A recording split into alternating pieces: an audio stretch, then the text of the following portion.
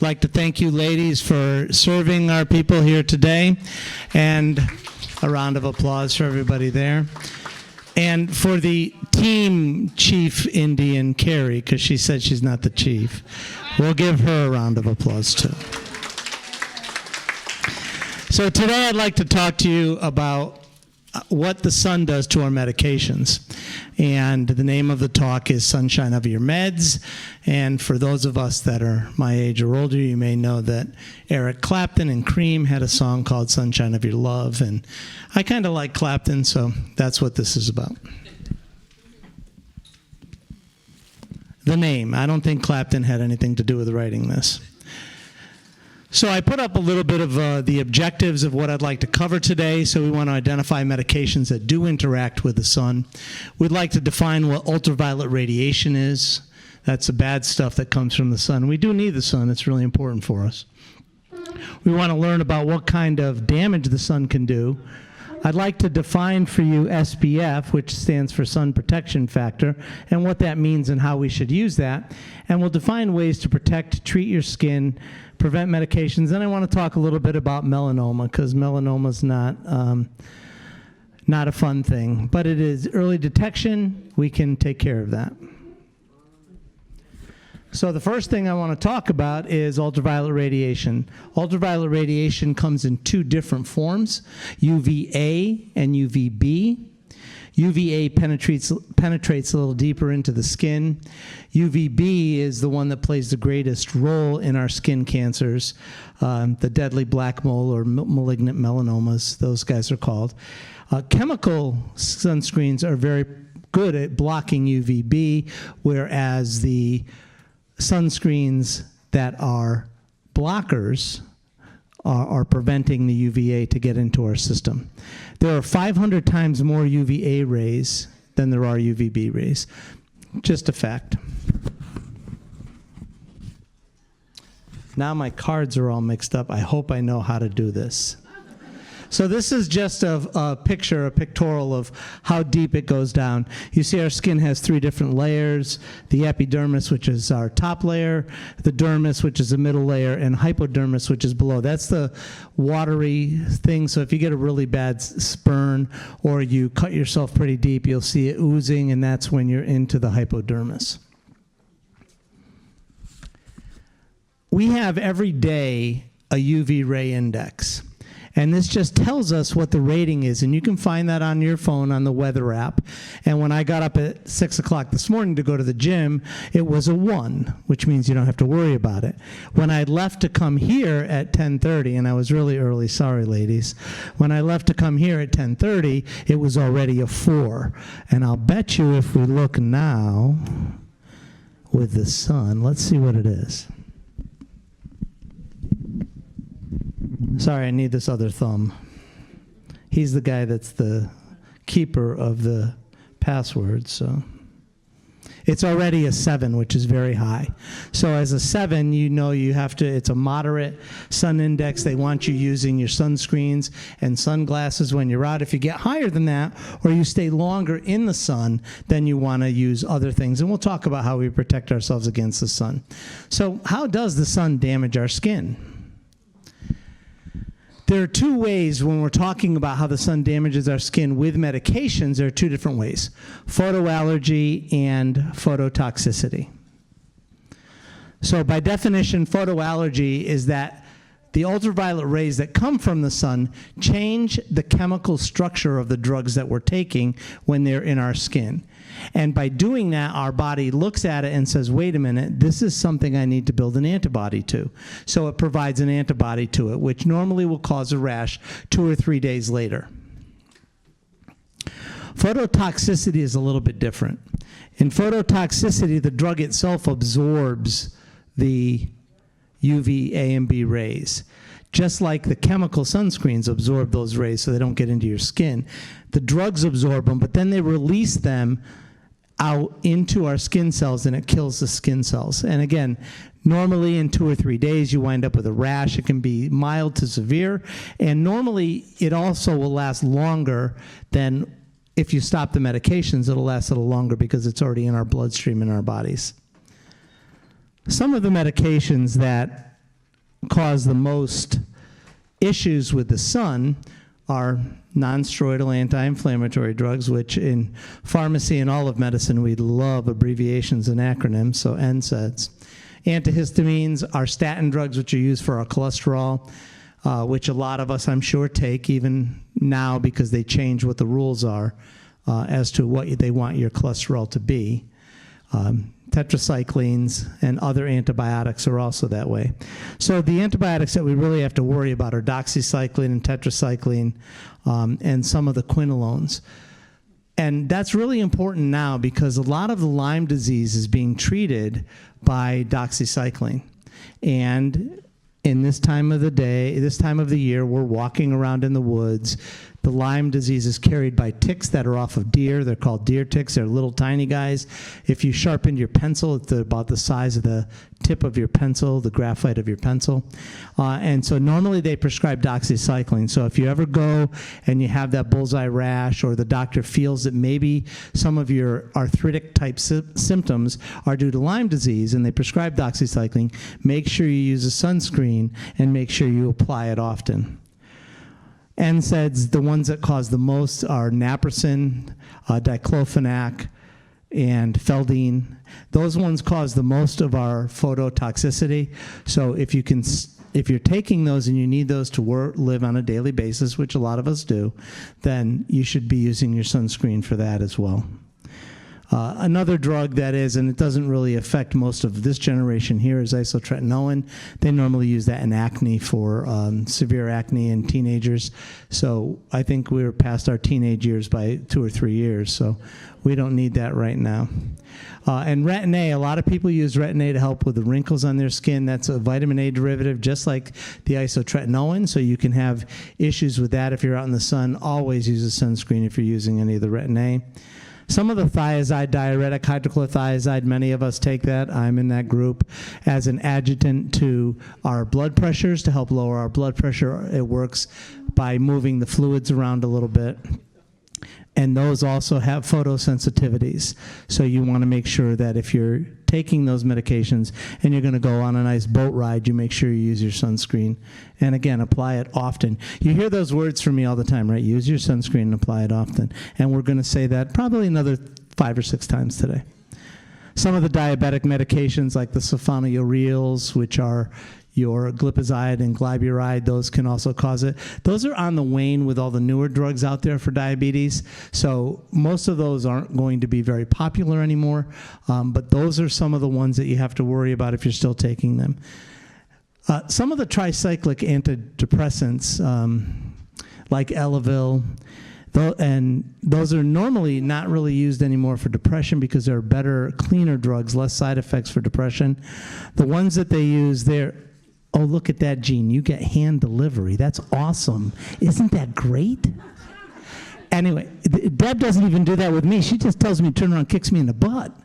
So anyway, that's awesome. So we want to talk about the antidepressants. They really will darken your skin and make dark spots on there. So a lot of times people might mistake that for the melanomas. So just be aware if you are using those. And most of the antidepressants that are tricyclic, the older guys that were developed in the 60s and 70s, aren't really used for that anymore. They find that serendipitously, they found that they're really good at nerve pain. So those are what they're mostly used for. Methotrexate, you get really bad burns. And if you've had a previous burn from anything, whether it's from the sun or you tried to grab the skillet off the stove or you spilled oil, if you're taking methotrexate, methotrexate's job is to help try to regenerate our skin cells sometimes. So it can concentrate there and it makes those skin burns come to life and they hurt. And they get very sensitive in the sun. Amiodarone is one that people use for AFib. Again, that one is, there are better drugs now for AFib, but amiodarone is one that they still do use, and you have to worry about. The reason they don't use amiodarone as much is that about 15 to 20% of the people wind up with a Parkinsonian shake and as a side effect, and even when you stop the amiodarone, that shake is still present. Griseofulvin, which a lot of us aren't, it's a really serious drug that's used for fungal infections, systemic fungal infections. We don't really see that anymore. But people who have lupus erythema lupus otitis, they are the ones that a lot of those people get fungal infections because their immune system isn't what it should be. So those people have to worry about that. And then quinine drugs make us more sensitive to the sun. It actually makes us harder to see in the sun's sheens. So what really affects the power of the sun? And I'm not talking about the hydrogen reactions that are going on to make the sun bright. We're talking about the time of day as to when the sun is strong, what season we're in, geographical location. Now, those two things take an effect, and I'm going to bird walk, and thankfully Linda had to work at the Walpole Food Bank, so she's not here to laugh at me when I bird walk. Linda's my wife. She hates when I bird walk. So when we talk about seasonal and geographical locations, I'm going to talk a little bit about vitamin D. In the Northeast where we live, we only get enough sun to convert the vitamin D to the one that we use half of May, June, July, August, half of September. So most of us probably should be taking a vitamin D supplement. But talk to your doctors before you do that. So that's one of the things that I wanted to link back to the sun. Altitude where you are depends on how strong the sun's rays are going to be. And then the weather conditions, whether it's clear or cloudy. I golfed both yesterday and Friday. Friday was a little cloudy, so it was much more pleasant than it was yesterday. But it's always pleasant on the golf course. So how do we protect ourselves from the sun? We could wear that armor suit. Of course, it might not protect us from heat stroke, but it would protect us from the sun. First thing I want to talk about is sunscreens. Like I said, again, use your sunscreens. You want it to be a 50 or above, and I'll explain what SPF is in a few slides. You want it to have both UVA and UVB protection. You'd love it to be waterproof in case you're going near a pool or you're at the ocean or it's hot out and you're sweating, you're producing your own water. And you want to apply it often. There are two different components to sunscreens. There's the active ingredient that actually blocks those sun's rays, and then there are the emulsions that make a sunscreen palatable for us to apply to our skin, so it'll work into the skin. Most of the emulsions, an emulsion by definition, is a water and oil mixture that is cosmetically pleasing. So these are the active ingredients that they use in sunscreens. There's normally 16 of them. There have been 2 that have been taken off the market. The para-aminobenzoic acid is one, and the other one I don't have listed here. The 2 on this slide that are physical blockers are the zinc oxide and titanium dioxide. And what those do is they just don't let the rays come through them. So, but they wear off. So you have to apply it often. As I've said, that's number 4, number 2 more times to say it. You have to apply it often because it's like, remember when we used to watch Star Trek and James Kirk would say to put the shields up?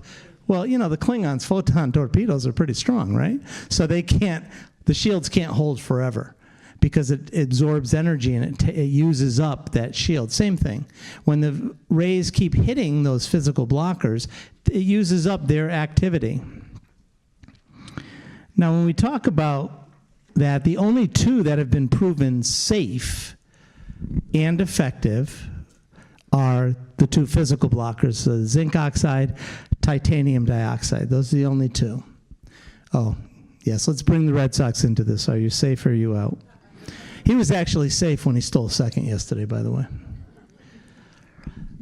The 2 that are harmful are the para-aminobenzoic acid that we talked about and trolamine salicylate, and those are off the market.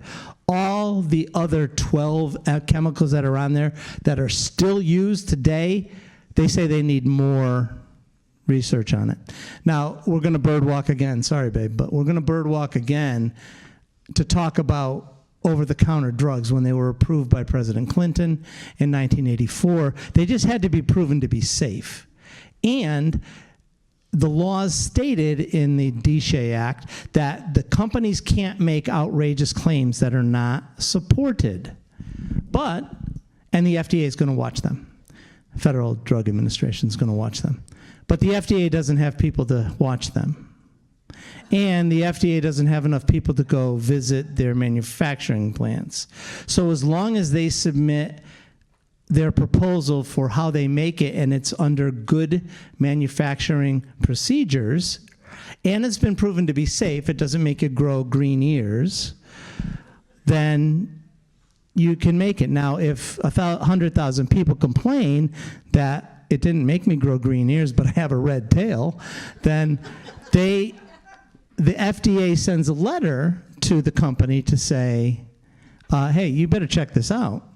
But the company has 2 or 3 years, because we know how slow big organizations move, to prove that it really wasn't them, it was somebody else. One of the ways we as consumers can check that, if you go to the FDA website, fda.gov, you can look at a site that's on it that says warning letters. And it will tell you warning letters that are sent to different companies. So if you find that you don't like a product that you've purchased and you think maybe it's a little off, you can look and see who makes it on the company, because it has to tell you either who makes it or where it's made. And then you can search and see if they have any warning letters. But that's the best we can do. Now, the next slide's a little bit controversial because CBD is good for everything if you look at any of the stuff. CBD, I do have a talk about that, and maybe they'll invite me to do that talk a little later this year. The CBD, everything that they claim for it is all anecdotal. CBD has only had one study done, and it was to help seizures in adolescents with 2 very rare seizure disorders, and it was proven very effective for that. So that's the only scientific studies that they've done. Everything else is anecdotal. Does it mean it doesn't work? No, it doesn't. But they say that CBD, through some chemical reaction in the body, and they don't really know what it is, helps to protect us and helps to heal our sunburn a little bit quicker. So you'd want to use an emollient cream, something that's also going to do it if you do get a sunburn, and see if you can do that. I don't know that I would do that, but anyway, I know that it was out there when I was doing the research for this talk, so I wanted to put that up there.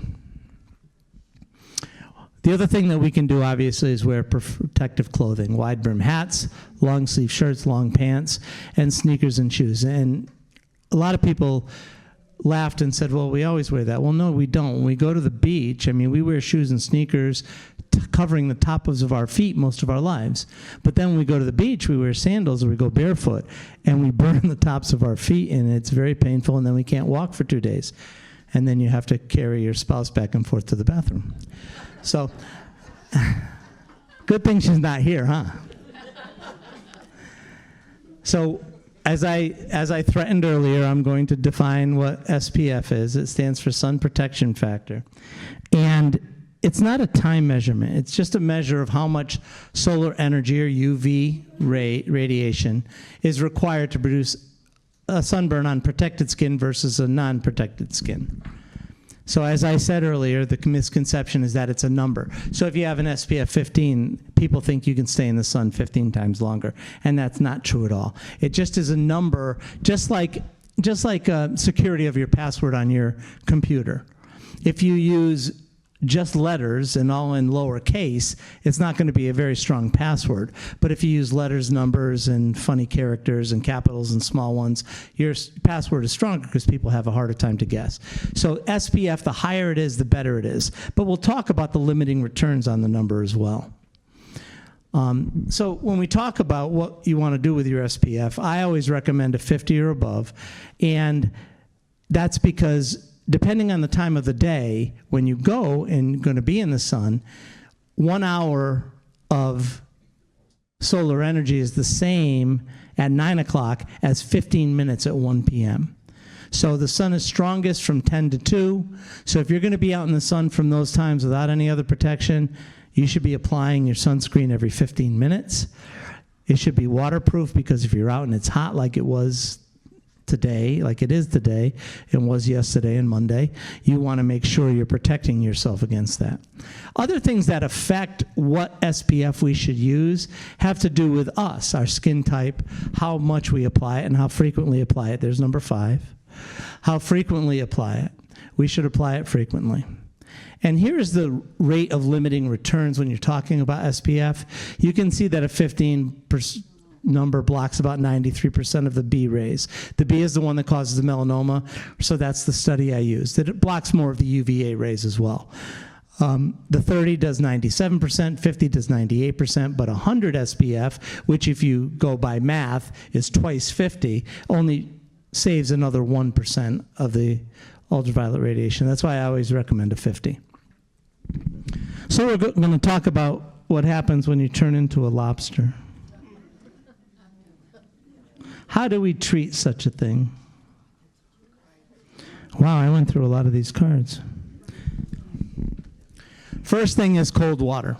Just like any burn, whenever you have a burn at all, you want to run cold water on it until it doesn't feel hot anymore.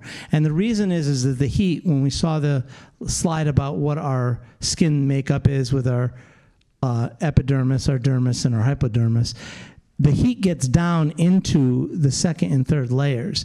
And if you don't put cold on the top, because our epidermis is a protective layer, so it prevents things from getting into our skin, into our bodies, but it also prevents things from getting out.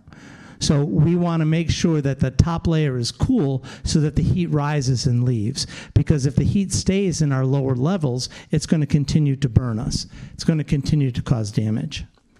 You want to use a moisturizer, something that'll make it feel better. You want to use an aloe moisturizer. That's a very good moisturizer.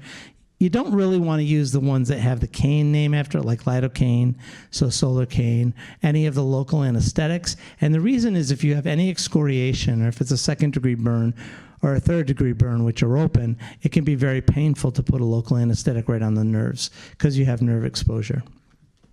You want to make sure you drink a lot of extra water, because the more water we drink on the inside, it perfuses our bodies. So it brings more water to our skin and our dermis and our epidermis layers. And then you can take other things to treat it. So we have in the middle aspirin for the pain, which is a non-steroidal anti-inflammatory. On the right-hand side, I have a couple of different ibuprofens. Again, that can help with the pain, but you don't want to take those and then go sit in the sun, because remember, the NSAIDs can cause us to have a worse sunburn. On the left-hand side of the screen is a natural product called arnica. And the arnica comes in gels, and you can take it in tablets. And arnica is a natural pain reliever. They use it a lot in creams and ointments when people are having varicose vein surgery, and it helps very well for that. So you can use that in your sunscreen pain as well. If you get blisters, you're in a second-degree burn area, you don't want to pop them. You want to dress them. If they do pop, you want to make sure you dress them with an antibiotic ointment and clean them up, but you don't want to pop them yourself. Keep them cool using cool compresses. Protect your skin from the sun with that, because you can turn a second-degree burn to a third-degree burn very quickly. Third-degree burns is when it chars on the outside. So if those blisters break and the sun touches it, you'll get a third-degree burn. And then you want to really, if you get a third-degree burn, you really got to go talk to the doctor, because you're going to need a systemic antibiotic. And I'm not pushing drugs, although my dad says I'm a drug dealer. Anyway, we're not pushing drugs, but you will need a systemic antibiotic, something that concentrates in the skin to make sure you don't get an infection. So now we're going to talk about our friend's melanoma, which is skin cancer. And I hope it's not anybody's friend, because I wouldn't want it to be my friend. So there's the ABCs of melanoma. And A stands for asymmetrical. So if you have a mole, a black mole, and it's not perfectly round, and it's got a little bit of a, maybe you think it looks like Abraham Lincoln or something, because it's got a little thing jutting out, you got to talk to your skin doctor. B stands for the border. Is the border just defined, clear and outlined, or is it a little bit irradiated, kind of looks a little bit blue or purple? If you have any color in the border, you don't want that. C stands for color. You have any color at all in the mole other than brown like a freckle, you really want to talk to somebody. And you want to do that early, because we can catch those and we can fix those. I have a story about that, but maybe not now. Oops.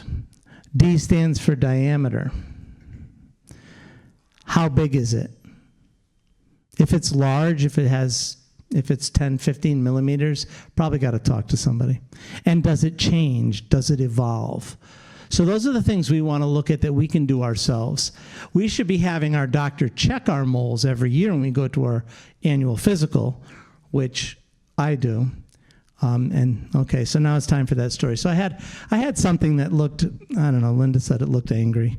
It was I don't know if it was a psoriatic thing. So she had a little spot of skin cancer that they used Effudex for, which is a drug that helps that by removing layers of skin. So I thought, well, heck, we have a lot in this tube. I guess I'll start using it on there. And it did. It took care of it, but it really wasn't for that. So I don't recommend doing what I do with that. Do as I say, not as I do. But anyway, that's what it does. It helps to remove the layers of skin. So if you ever have to use it, you should use it. Make sure you protect that area when you're going outside, even in days when the sun isn't blazing, because you're taking off the top layer of that epidermis. You're susceptible to pain and burns on the lower levels of your skin. But it can kill the melanoma, which is awesome. So what are our risk factors for skin cancer? And of course, I put the beach out there because this young lady in the foreground, lying there with virtually nothing on and having very pale skin, she probably is more at risk than we are here inside.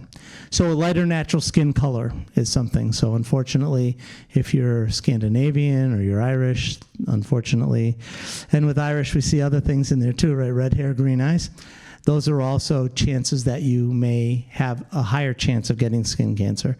If your skin hurts when you go in the sun, if you have a whole lot of freckles, if you burn really easily, those are other factors. If you have red or blonde hair, that's, again, goes with mostly lighter skin tones. And that's the same way. Certain type of moles on the skin, large number of moles, family or personal history of skin cancer also gives you an increased risk to get skin cancer again. As I said, your doctor should check your moles annually. So what did we learn today? We learned that ultraviolet radiation is solar energy and it damages the skin. We learned that some medications can enhance that damage, whether we do it by photoallergy, changing the medication, and our bodies react to that change, or whether the drug itself absorbs those ultraviolet radiation, that solar energy, and releases it into the skin to damage it. SPF, or sun protection factor, has many considerations. Most of them can be daily as to when you're going to be in the sun, where you are, and how high the sun is, and whether you have a cloudy sky or not. Prevention is protection. So let's try to prevent ourselves from getting sunburns, melanomas, ABCDEs, asymmetrical border, color, diameter, and evolving. Those are things that happen. If they do, you really got to talk to somebody. We should really consider all of our risk factors, but you also should talk to your doctor or your pharmacist if you're concerned. That's all I got. Anybody have questions? Yes, ma'am. What do you think of that RSV shot? Okay, so the question is what I think about RSV, which really has nothing to do with the sun, but that's okay. So RSV stands for respiratory syncytial virus. It's very harmful for the very old and the very young. The CDC's recommendations as of today is if you are over 50 and have certain risk factors with shared clinical decision-making of your doctor, meaning your doctor said you should go get it, or you're over 75, you're allowed to get the vaccine. Do we know what the new fall CDC rules are going to be? We don't. As we all know, we have somebody running vaccines that really doesn't believe in vaccines in our country. So are things going to change? They already have a little bit. They've changed already for COVID, where they're not recommending certain age children from getting the vaccine anymore. Healthy adults from age 25 to 45 are not recommended to get a COVID vaccine anymore. So that's something that's up to you. Best answer, talk to your doctor. If your doctor says get it, go get it. Can vaccines hurt you? Sure, if you get 100 of them all at once. I believe in vaccines, so I'm a little bit opposed to Mr. Kennedy, although I'm sure he's a very bright man, and I'm sure he really doesn't care what I believe. But I believe in vaccines, and I think our bodies can use that. If you have any risk factors, such as you have pneumonia, you get pneumonia all the time, or you have breathing issues, or you have cardiac issues, those are all part of your risk factors. If you have a less than operable immune system, if you have certain disease states. So talk to your doctor. Well, she recommended it, and the thing is that I'm so hesitant about, especially after the COVID shots and a lot of the things that have happened to people. Okay, so she's saying that her doctor recommended it and she's still hesitant based on side effects from COVID shots. I can tell you that RSV is not made the same way that the COVID vaccine is made. The COVID vaccine was a newer vaccine. It's an mRNA-produced vaccine, which was something brand new. The RSV vaccine is made in a traditional vaccine way, like your regular flu vaccines, like your shingles vaccine, like your Tdap vaccine, those vaccines. So those are all normal, those are all standardly made vaccinations. There are side effects to RSV. You feel the vaccine, your arm will be sore the next day, and you may have, just like with any other vaccine, you may feel under the weather the next day. If that's the case, or you've had reactions, if you personally have had reactions to any of the vaccines, get the shot, pick a nice movie, watch it the next day. Any other questions? Yes, ma'am. I was noticing what you was just talking about the cane thing in the with the sun, whatever. I was talking about what? Lidocaine, yes, canes, yep. Yeah, I'm coming off of surgery, and the doctor has asked me if I was on lidocaine patch, and I haven't been yet, but I was thinking. Well, I was only saying that for the products that are in sunburn relief. So if you are, lidocaine is a very good nerve local anesthetic. It works really well. They make it in 4% patches you can buy over the counter, or they make it in creams that you can buy over the counter, again 4%, and you can get prescription 5% either way. Chances are you're not going to be showing off your surgery place to the sun, so you can use the lidocaine patch. I mean, it's been going Did I repeat the question? She was worried about a lidocaine patch, and I was referring to it in the sun relief. Yes, ma'am. Is it safe to just go out in the sun, not between 10 and 2, just 15 minutes without any sunscreen, just for the vitamin D? Okay, the question is it safe to go out in the sun for 15 minutes without any protection well, sunscreen, I'm sure she'll have clothes on. Sunscreen, without any sunscreen protection for 15 minutes for vitamin D? The answer is probably yes, because as we said, 15 minutes at 1 o'clock is the same as 1 hour at 9 o'clock, no matter what the weather conditions are. So if you go out on a day at 8 o'clock in the morning when the sun is out, and you sit and sunbathe for 15 to 20 minutes to get your vitamin D, that's great. And at this time of the year, that will work for you. You try that in December or January, you're not going to have the sun at a high enough level even to sit out for an hour to do that. But you're still at risk to get a sunburn on a sunny, snowy day, because you're also having the reflection of the sun off the snow. Yes, sir.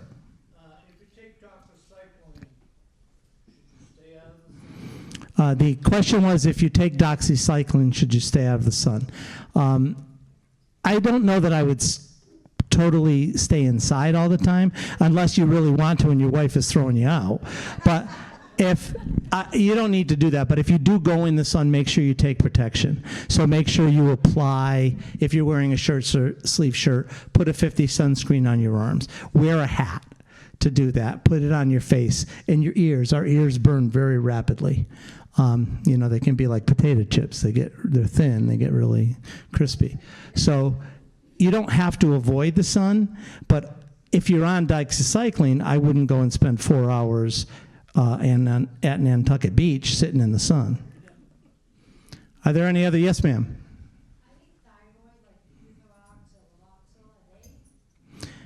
The question is, do any of the thyroid medications, normally the levothyroxines, cause any issues with the sun? There is no data that says that that causes issues with the sun. And normally you're going to take that. We're going to bird walk, but this is a good bird walk. So we're going to tell you to remind everybody who does take those medications, and if Linda were here, she would have to listen. I just violated HIPAA, sorry. Anyway, when you're taking a thyroid medication, make sure you take it first thing in the morning. You want to separate any food. You can take it with water, but you want to separate any food or any other medications by at least a half an hour. Better to be an hour on either side. Thyroid medications gets the highest levels and the best levels when you're taking it by itself. Any other questions? Thank you so much, everybody. Remember to go and thank Molly at the kitchen for the sandwiches. Thank Debbie and Carrie for inviting me here, and Mimi. Mimi does too. Have a great day, everybody. Oh, put your sunscreen on and apply it often.